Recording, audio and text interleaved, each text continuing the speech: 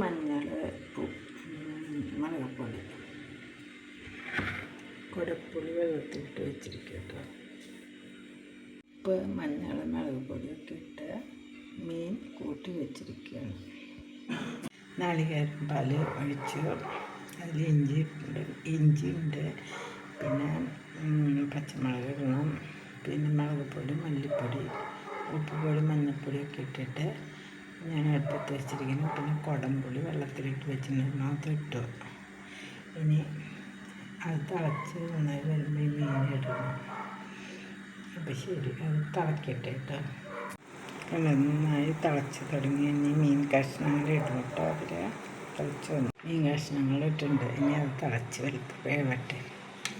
ഇത് വറക്കാൻ വെച്ചിരിക്കണതോ, ഇത്രയും വറക്കാൻ വെച്ചിരിക്കണതോ, വറക്കണം.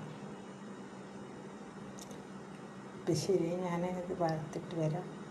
പിന്നെ കുറച്ച് മീൻ വറക്കാൻ വെച്ചിട്ടുണ്ട്, അത് വറക്കും വേണം. ഇനി അത് കഴിഞ്ഞിട്ട് കാണാം കേട്ടോ. കുറച്ചുകൊണ്ട് കുറുതായി വരുന്നുണ്ട്. ഈ മീൻ വറുക്കാൻ നോക്കട്ടെ. അങ്ങനെ മീൻ കറി തിളച്ച് പാകമായി. ഇനി അതിൽ ഉള്ളി കാച്ചി ഒഴിക്കണം. അങ്ങനെ മീൻ കറി റെഡി ആയിരിക്കുന്നു.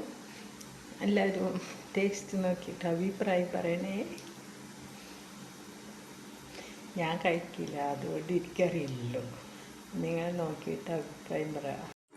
മീൻ കറിയിൽ കുടപ്പുളിയാണ് ഇട്ടിരിക്കണത്. അതിന് അടുത്ത സ്റ്റെപ്പ് മീൻ വറുക്കാനാണ്. ഇത് കുറച്ച് വെച്ചിട്ടുണ്ട്, അത് വറക്കാൻ പോവാം.